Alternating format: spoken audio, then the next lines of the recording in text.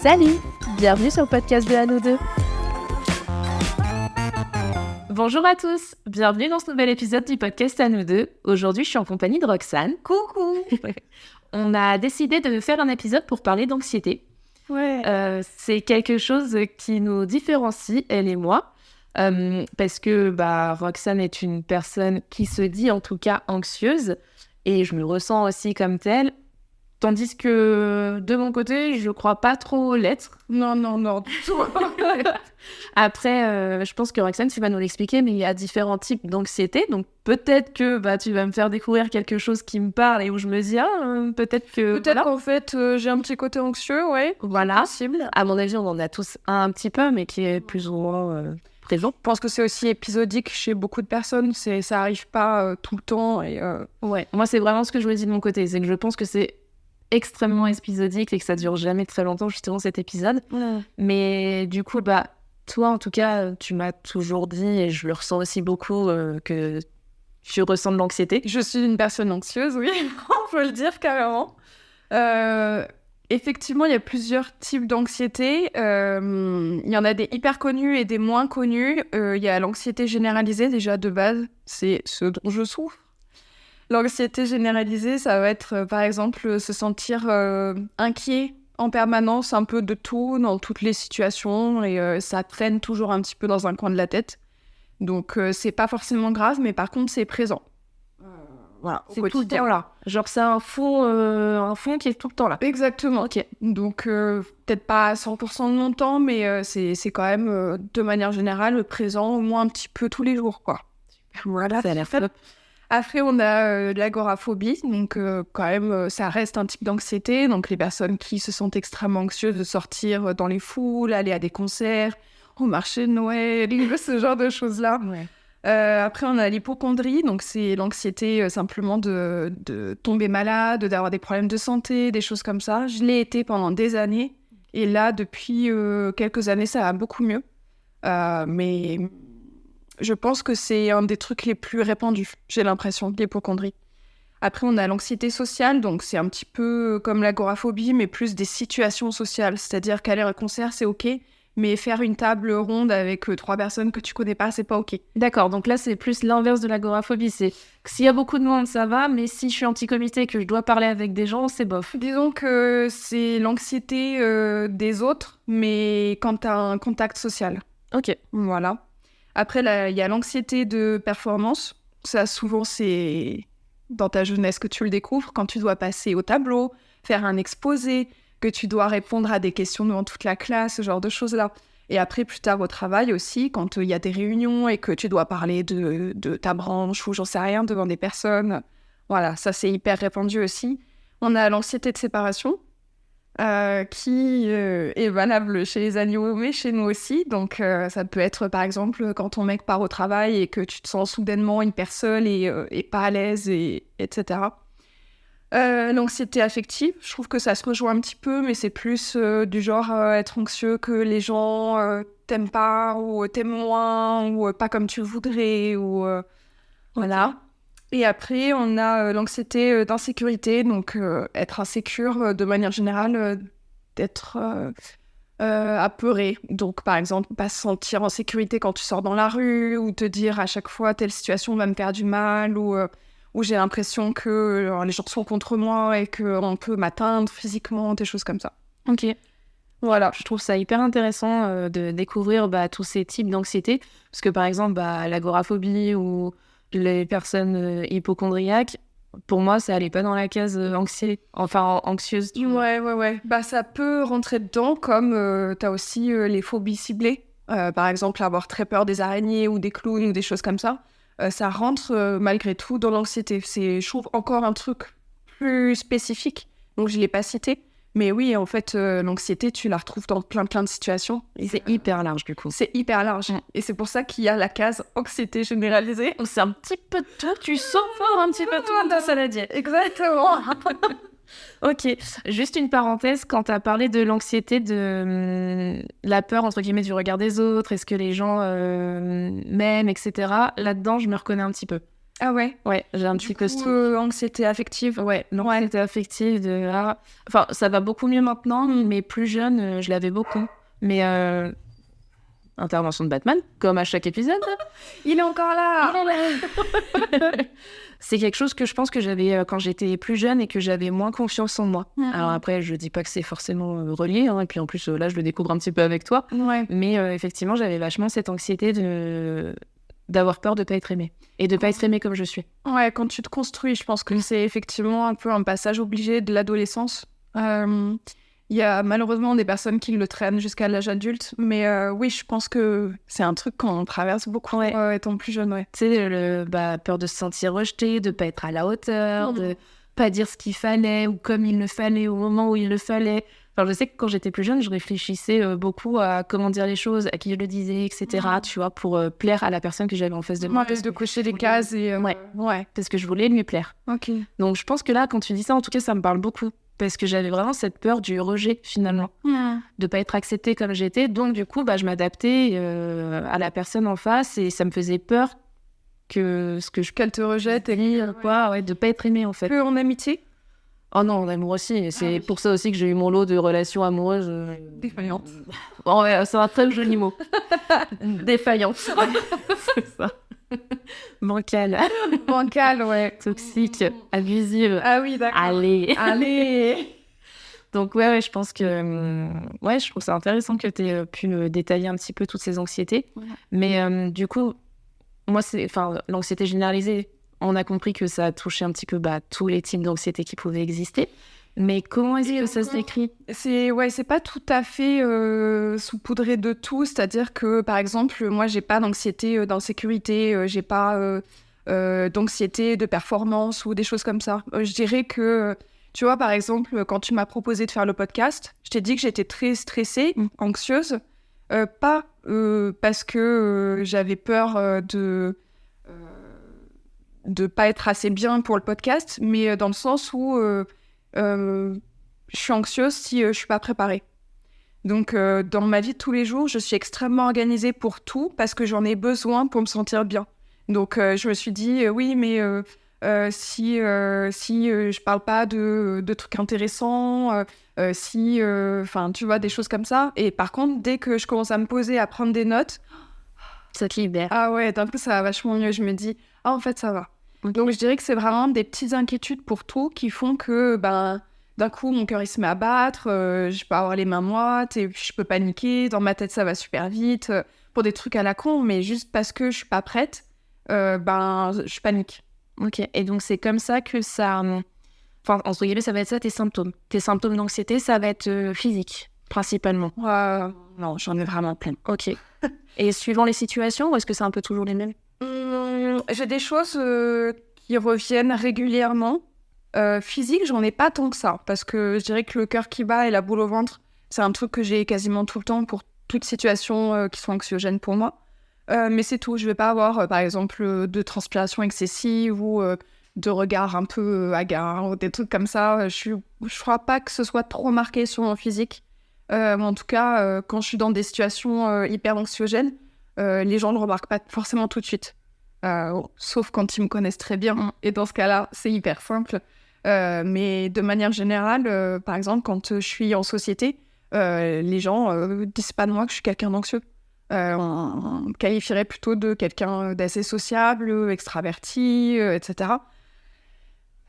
Alors que l'anxiété sociale, j'en ai J'en ai de ouf. Et oui, ça dépend des situations, du coup. C'est parce que t'es Gémeaux que t'arrives à le cacher. Ouais, c'est ça. J'ai des masques pour tout. Sachez-le. Il y a le bon versant qui prend le dessus. C'est ça. Et je sais pas si t'as fait les tests de personnalité. Ouais.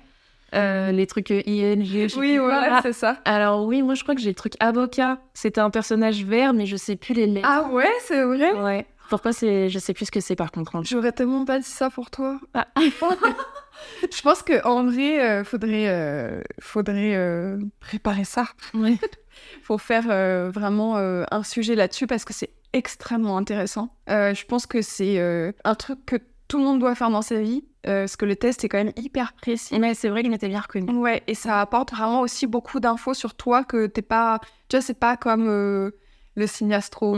C'est vraiment un truc véridique sur toi en société, toi avec toi-même, toi, enfin voilà. Et du coup, pour le coup, le mien, mon profil, il est extraverti.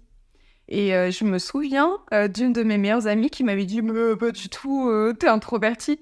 Moi, j'étais en mode « Bah non, je trouve pas, je me trouve assez extravertie. Par contre, je suis extravertie avec de l'anxiété sociale. » Et pour moi, c'est vraiment deux choses complètement différentes. Après, par contre, c'est quoi ta définition de introverti et extraverti? Parce que souvent, elle est faussée. Exemple typique, tu sais, quand on passe énormément de temps ensemble, et ben moi, je pourrais continuer pendant 5 jours. Et toi, t'as besoin... Donc, on est d'accord sur la définition. Voilà, exactement. Je pense que c'est... Moi, je puise un peu mon énergie dans les autres et je suis un être sociable. J'ai vraiment, pour être bien, besoin de voir mes amis, de communiquer, d'être entourée. Et je sais que toi, tu as besoin de te recharger aussi seule et que tu apprécies ta solitude pour aller mieux. Ouais, moi aussi, j'adore être seule, mais par contre, pas trop longtemps. Ouais, alors que, mais effectivement, la définition d'extraverti-introverti, c'est comment est-ce que tu recharges ta batterie. Et là-dessus, effectivement, on est assez différentes, parce que dans le sens où j'ai beaucoup besoin de solitude pour recharger ma batterie, alors que toi, effectivement, tu vas mieux la recharger, en tout cas, en étant avec du monde et en faisant des activités, ou pas, mais juste être avec quelqu'un. Mais aussi, ça va peut-être avec le fait que tu es une personne très tactile, aussi, parce que, tu vois, tu as peut-être besoin de contact, de ressentir peut-être l'énergie des gens, etc. Mais effectivement, c'est très au versant d'anxiété sociale. Absolument, ouais. C'est pour ça que souvent, les gens proches de moi me disent des fois qu'ils me trouvent introvertie.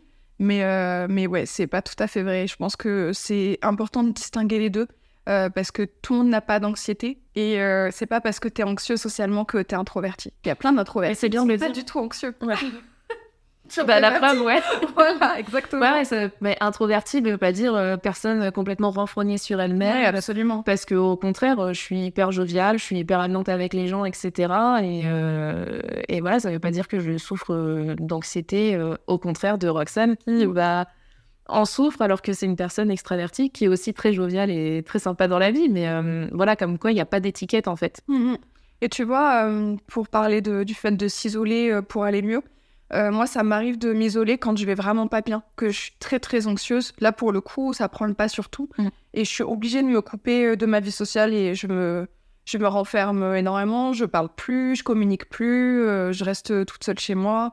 Et ça, c'est signe de ça va vraiment pas. Et c'est vraiment pas signe de je suis introvertie et j'ai besoin d'être toute seule. Non, non. Quand je suis vraiment très, très toute seule, ça veut dire que c'est la sonnette d'alarme. Exactement. Donc, du coup, ouais, on parlait un petit peu de tes symptômes, des sensations que tu as en cas d'anxiété. Est-ce qu'on parle aussi de crise d'anxiété? Genre, est-ce qu'il y a un moment où c'est des paroxysmes de fou? C'est ça. Je vais avoir des symptômes, comme je disais, un peu physiques, basiques. Il peut y avoir aussi des tensions musculaires, par exemple, les périodes où je suis vraiment très, très angoissée. Je peux avoir mal à la mâchoire parce que je serre beaucoup les dents. Ah, ouais. Ces derniers temps, ça m'est arrivé le soir, quand je suis dans mon lit, de me rendre compte que de 1, j'ai trop mal aux épaules et de 2, que j'ai ultra mal aux dents et à la mâchoire parce qu'en fait, toute la journée, j'ai eu la mâchoire serrée. Alors, je suis pas du tout quelqu'un de tendu, mais quand ça va vraiment pas, en fait, physiquement, je le ressens. Je peux avoir aussi des pertes de mémoire. Ça, c'est quand c'est des périodes très, très fortes en émotion et que je suis vraiment très anxieuse, et je fais un peu des blackouts de situation. Donc, c'est pas grave parce que c'est tout petit et que c'est anecdotique, mais je me rends compte. Il y a, tu vois, quand je pense à des périodes où j'allais pas bien, il y a des trucs que je me souviens pas du tout. Mais je sais pas, je pense que tu en as déjà entendu parler, mais il y a des chercheurs, en gros, qui disent que... Bon, après, c'est toujours pas grand-chose du cerveau humain, ça c'est clair et net. Mais il y a beaucoup de personnes, on se rend compte, qui, quand elles vivent un traumatisme ou quelque chose de beaucoup trop dur, il y a quelque chose qui se met en route dans le cerveau pour justement mettre ça dans une case très, très, très, très éloignée de la mémoire, pour justement oublier ce trauma, pour éviter de le revivre et le revivre sans cesse. Et peut-être que c'est ça, peut-être que ton cerveau, il se dit non, ça c'était trop dur, je le mets de côté et je préfère l'oublier. Oui, c'est possible. Mais des fois, j'ai l'impression que c'est pas forcément des traumas, tu vois, des trucs durs à encaisser. C'est vraiment juste... Mon cerveau, il est tellement préoccupé. En fait, je peux pas tout enregistrer. C'est plus dans le genre, il est trop blindé, donc là, il peut plus enregistrer. Voilà. Et du coup, il y a des périodes où je suis tellement focus dans ma tête parce que j'overthinking, tu sais, en mode, je fais que penser toute la journée à des trucs très focus, etc. Que du coup, en fait, j'ai pas la place pour le reste. Donc du coup, ça passe à la trappe. Donc, par exemple, c'est bête, hein, mais je serais incapable de te dire hier j'ai mangé quoi. C'est bête, hein, mais en fait, je suis tellement en mode machine. Tu fais du tri. Ouais, c'est ça. Le tri de qu'est-ce qui m'importe pour survivre actuellement parce que c'est crise. Et en parlant de crise, du coup, oui, ça peut aller des fois jusqu'à des crises d'angoisse qui peuvent être là complètement... tu perds le contrôle. J'en faisais énormément quand j'étais ado. J'ai vraiment eu une période de vie pas facile où c'était mon quotidien et je faisais surtout beaucoup de crises d'hyperventilation.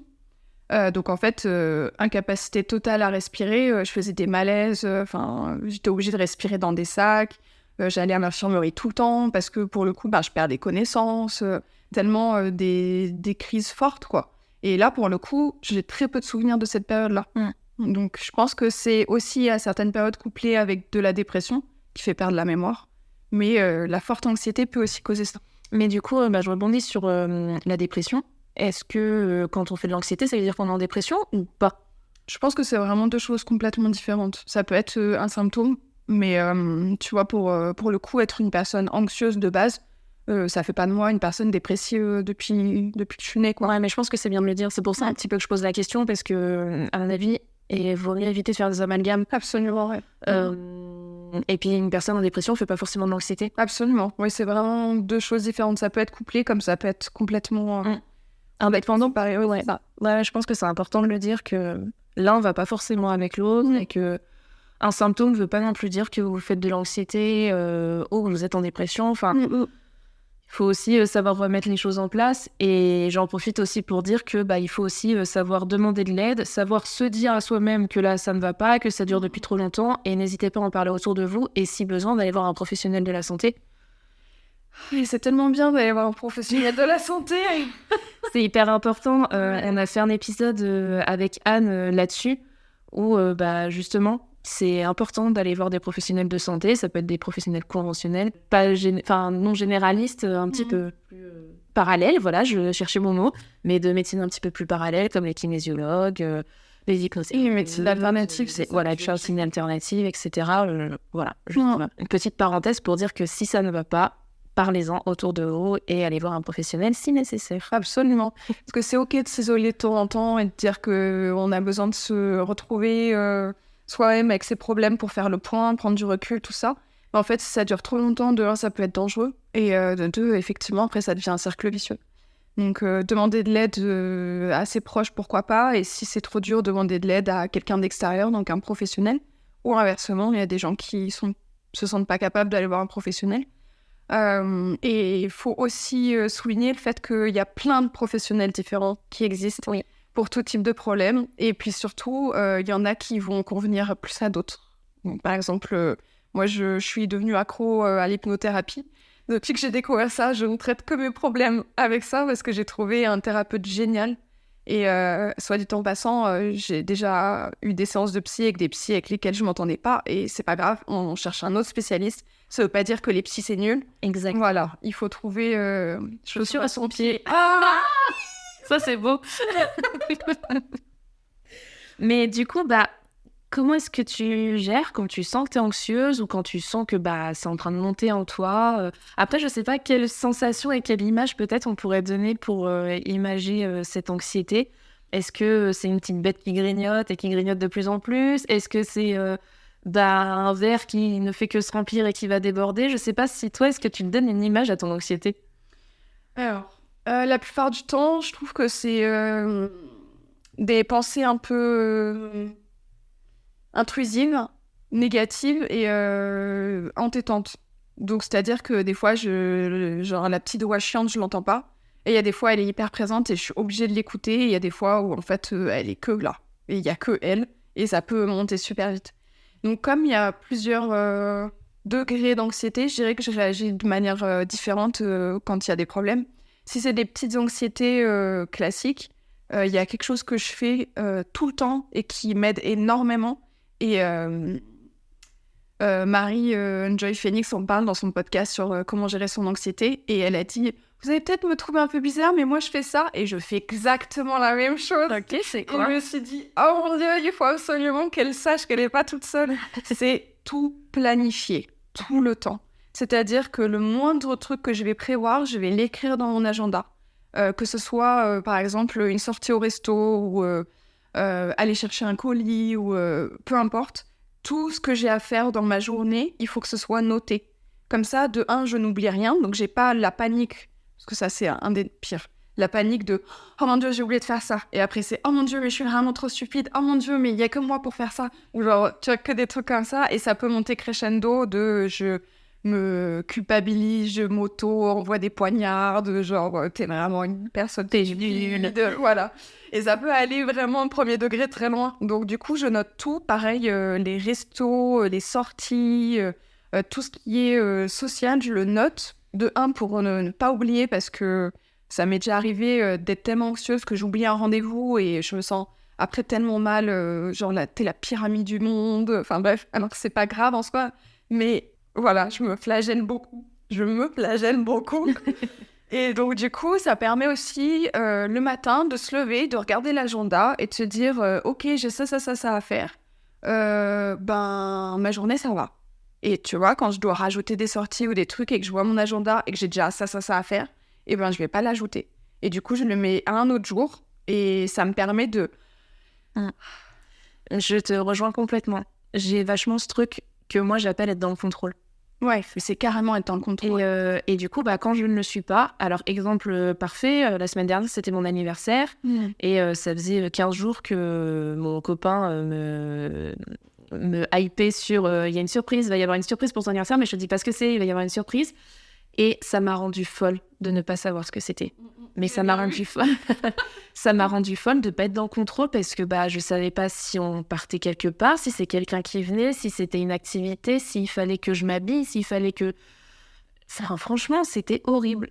Et du coup, en fait, en discutant avec toi, je me rends compte qu'il y a peut-être des choses que je mets déjà en place pour justement m'éviter d'être anxieuse. Et être dans le contrôle, alors c'est un petit peu pénible au quotidien parce que c'est aussi une charge mentale et ça peut être aussi pénible pour l'entourage, mais c'est vraiment le truc, ma safe place. Parce que, pareil, je note tout dans mon agenda. J'ai même un agenda sur mon frigo où je note en commun avec mon copain justement quand lui il y a une sortie prévue, comme ça je le sais, quand est-ce qu'on va faire les courses, quand est-ce qu'on fait ça, je prévois mon budget mensuel, j'ai fait des épisodes là-dessus, enfin tout ça fait partie d'un truc où pour m'éviter de stresser ou d'avoir des journées aussi trop chargées ou des semaines trop chargées même, de me dire justement ouais non mais là on me propose de boire un verre, mais bon j'ai déjà tant de sorties prévues cette semaine, donc je vais dire oui ou je vais dire non quoi. Je pense que ça aussi, ça rejoint le côté introverti, extraverti. Parce que pour le coup, toi, c'est aussi ton énergie sociale. Oui, carrément. Voilà. Moi, c'est plutôt une surcharge, même visuelle, de mon emploi du temps. C'est même carrément là-dessus, en fait. C'est pas est-ce que je vais être fatiguée pour voir des potes, c'est est-ce que je vais pas avoir trop de trucs à penser dans ma journée. Je trouve ça ouf parce que donc on a toutes les deux un peu ce truc de on a peur de la surcharge. Et pourtant, on a une vie méga chargée. Mais imagine si on n'était pas organisé. Oui, mais imagine si on faisait moins de choses aussi. Peut-être que on pourrait s'aider en faisant moins de choses. Et dans un sens, je me dis, est-ce qu'on fait pas autant de choses pour justement combler? Oui, peut-être. Tu vois, parce que, alors, je dis ça parce que ça soit Roxane ou moi, on a toutes les deux un travail à 35 heures. On a toutes les deux des animaux dont on doit se charger. On a toutes les deux notre appartement, donc la vie quotidienne, quoi. Et on a toutes les deux un projet à côté en plus. Donc Roxane fait du punch, needle. Donc elle fait des créations par elle-même. Elle a sa boutique Etsy, etc. Plus l'Instagram. Et puis moi, j'ai le projet que vous êtes en train d'écouter. Donc on a une vie très occupée. Et dans un sens, là, vraiment, je me pose la question, est-ce qu'aussi on fait pas ça? Alors d'une part, parce qu'on est organisé, et que du coup, on peut se le permettre et que c'est pas loin. Mais en même temps, parfois, je me dis, mais quelle idée de te rajouter autant de choses? Alors peut-être, je suis pas certaine que ce soit mon cas, parce que tu vois, par exemple, normalement, j'ai encore plus d'activités. C'est vrai. C'est-à-dire que normalement, je fais du sport en plus.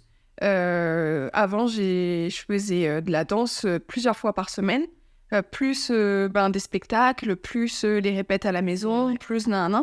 Et cette année, j'ai été tellement anxieuse que du coup, j'ai coupé ça parce que c'était trop, j'étais arrivée à ma limite. Et du coup, je me suis dit, cette année, je vais faire un choix pour ma santé mentale, pour pas trop m'en rajouter. Et j'ai eu besoin justement d'être plus calme. Donc, je sais que je peux être beaucoup plus occupée que ça. Mais j'ai fait le choix d'être plus calme et ça me fait du bien parce qu'il y a des moments où, malheureusement, on est obligé de faire un choix. Parce que être trop occupé, ça peut être aussi terrible. Il y en a qui prennent ça comme hyper salvateur de « je fais tellement de choses que du coup, j'ai pas à penser, donc c'est parfait ». Et il y en a où quand c'est trop, en fait, t'exploses parce que t'es pas capable de tout gérer. Ça a été mon cas cette année, du coup. Ouais, mais moi aussi, je sens que parfois je suis vraiment à la limite. Et du coup, il y a quelque chose qui est malheureusement un petit peu délaissé. Ouais, c'est ça. Et par contre, je te rejoins dans du coup, je me flagelle et je me sens nulle et je suis vraiment un caca et tout ça. On connaît. Ouais, donc du coup, tu nous expliquais un petit peu comment est-ce que tu pouvais gérer ça, essayer de souffler un coup, justement organiser à fond en amont et pouvoir prévoir au maximum ce qui se passe pour t'éviter potentiellement des imprévus ou autres. Ouais, les imprévus, c'est pas contrôlé, donc c'est anxiogène. Ouais, ça c'est ouais. Après, ça, c'est vraiment comment je gère mon quotidien et je peux avoir aussi d'autres petites techniques qui m'aident plus particulièrement pour des situations. Par exemple, je sais que quand je suis trop anxieuse et que ça devient... quand je me sens submergée par des situations et que j'ai des émotions qui montent, très souvent, je me pince ou je frotte très fort mes mains. Et en fait, ça me permet de me ramener au moment présent et de me dire... ok, c'est juste dans ma tête qui se passe. Donc, du coup, d'avoir vraiment un truc physique qui se passe là, ça me ramène au... En fait, c'est dans ta tête, calme-toi. Et ça va bien se passer. Mais est-ce que cette façon de gérer a pas eu un versant très très fort à l'adolescence ? Parce que moi, clairement, ce que tu me dis, et c'est très personnel du coup ce que je vais dire, mais donc quand j'étais ado, comme on l'a expliqué, j'avais un peu d'anxiété, enfin même beaucoup je pense, finalement, d'anxiété affective. Et moi, ce versant de je me ramène à la réalité par le physique, je me suis mutilée. Oui, tu vois. Oui.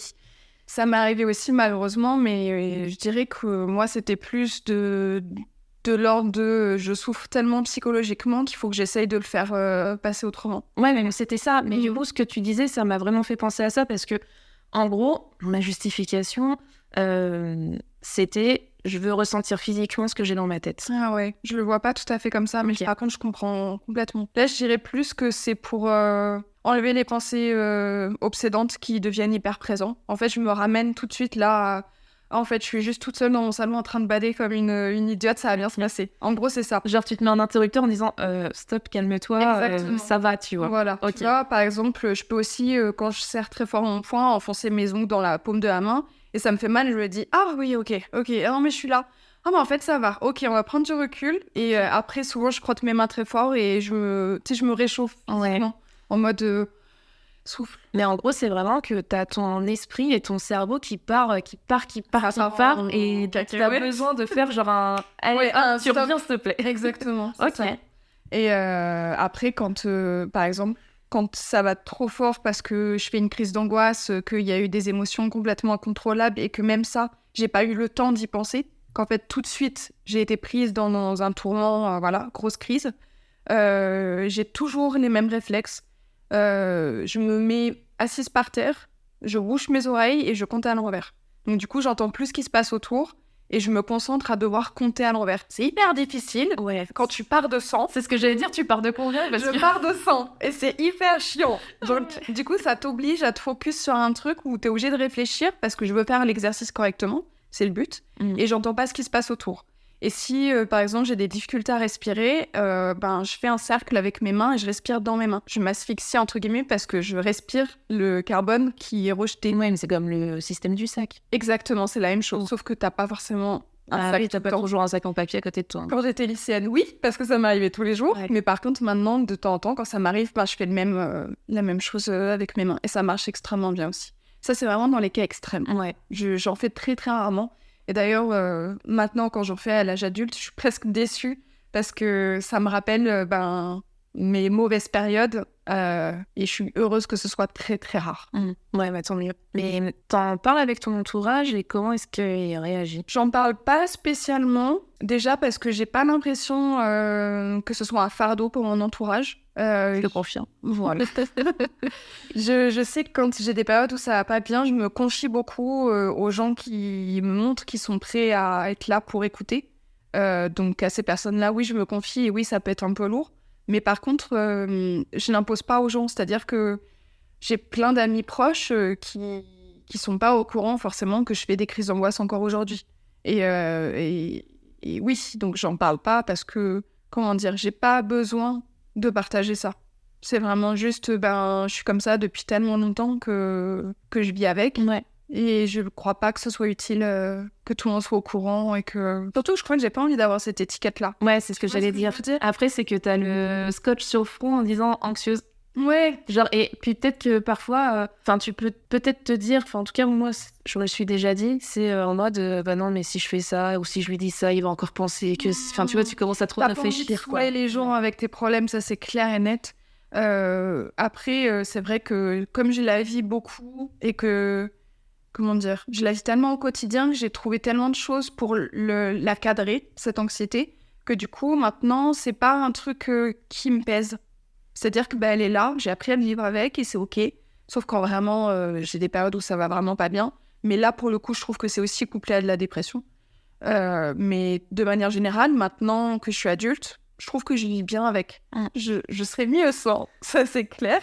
Mais j'ai appris à vivre avec et c'est totalement OK pour moi. Oui, et puis ça peut encore évoluer et dans le bon sens. Dans le sens où, tu vois, tu disais que tu avais une certaine forme d'anxiété. Je suis désolée, j'ai oublié la C'était généralisé, ouais. Non, tu disais, tu étais un peu hypochondriaque dans le passé et tu vois que ça a changé. Ah, l'hypochondriaque, oui, carrément. Oui, c'est vrai. Et comme quoi ça évolue, ça peut aussi évoluer dans le bon sens. C'est vrai. Et ça, je me l'explique pas, tu vois, par exemple. C'est juste comme ça. Ouais, je pense qu'il y a un déclic qui se fait dans la tête, et, dans les émotions, et qui fait que ça s'arrange. Mais je reviens à l'entourage. T'attends quoi de tes amis quand... Parce que alors, c'est vrai que t'es une personne très communicante. Tu sais facilement et très bien expliquer tes émotions. Et du coup, t'attends quoi de tes amis? Enfin, tes amis de ton entourage, je dis les amis, mais je pense aussi à la famille, conjointe, etc.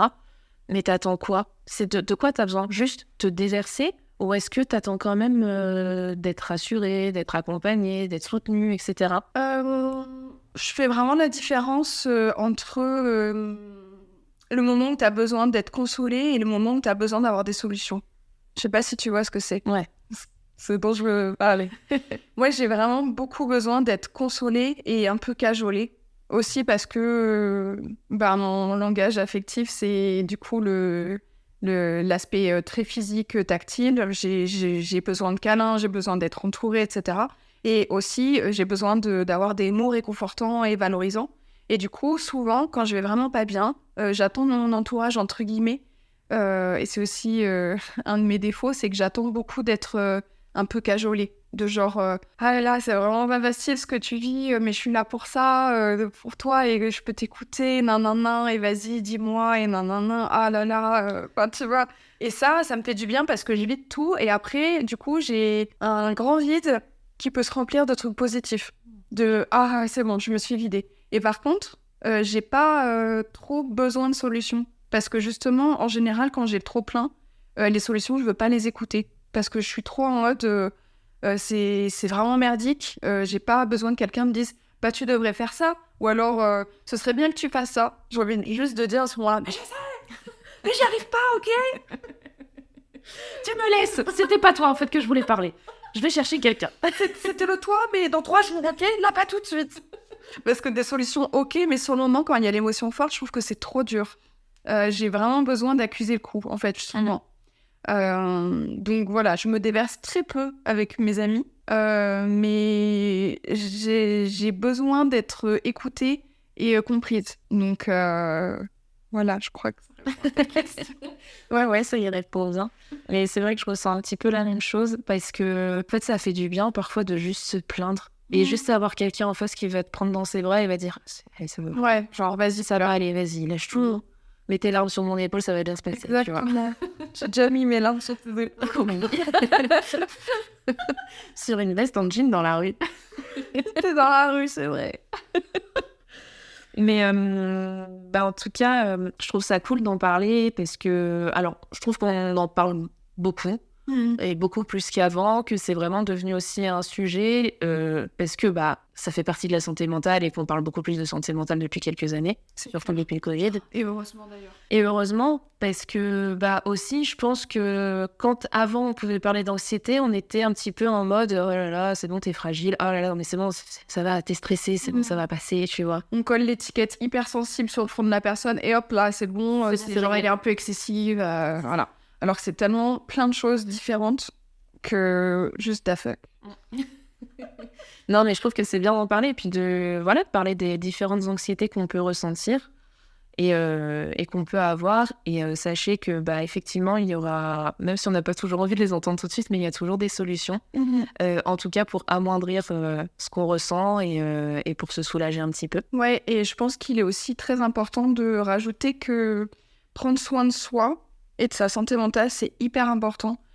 J'ai l'impression, en tout cas pour ma part, que pendant des années, je me suis beaucoup négligée. Je me suis beaucoup mise de côté et je me suis beaucoup tue comment je me ressentais et comment je vivais, etc. Dès que j'avais des émotions négatives, je les taisais parce que c'était inconfortable. Et depuis quelques années, du coup, je prends soin de moi, entre guillemets, en allant voir des psys, des hypnothérapeutes et plein d'autres médecins. Et je prends aussi des compléments alimentaires. D'ailleurs, si vous êtes anxieux, le magnésium et la vitamine D, c'est vos meilleurs amis. Je dis ça comme ça, mais vraiment, c'est vos meilleurs amis. Et depuis que je fais ça, je suis aussi plus sereine dans le sens où, en fait, s'occuper de soi, c'est hyper important. Parce que un corps, on n'en a qu'un. Et si on l'abîme avec du stress, du taux de cortisol, hormone du stress, à fois 1000 tous les jours, en fait, on va s'user hyper vite. Et on peut, là, pour le coup, atteindre des états dépressifs bêtement. Oui, et aussi avoir des problèmes de santé. Carrément. Je pense à des ulcères, à des choses comme ça qui sont principalement causées par le stress et l'anxiété et la peur, etc. Enfin, toutes ces émotions très fortes peuvent être dangereuses pour sa santé et je pense que c'est bien de le rappeler, effectivement. En tout cas, Roxane, je te remercie beaucoup d'avoir partagé cet épisode avec moi. Merci à toi. Je te remercie de t'être livrée de cette manière et j'espère que ça vous a parlé, que ça vous poussera aussi peut-être à vous poser la question. Ça m'a fait penser que j'ai fait un épisode sur comment se ressourcer, se vider la tête et ça peut aussi être une solution contre l'anxiété. Donc n'hésitez pas aussi à vous poser la question ou à aller écouter l'épisode sur comment se ressourcer en se vidant la tête et comment aussi prendre soin de sa santé mentale de cette manière-là. Je vous remercie de votre écoute et puis je vous dis à très bientôt. Merci d'avoir partagé ce moment avec nous. Si cet épisode vous a plu, n'hésitez pas à en parler autour de vous et sur les réseaux sociaux. Et pour rappel, le podcast à nous deux, c'est un mardi sur 2.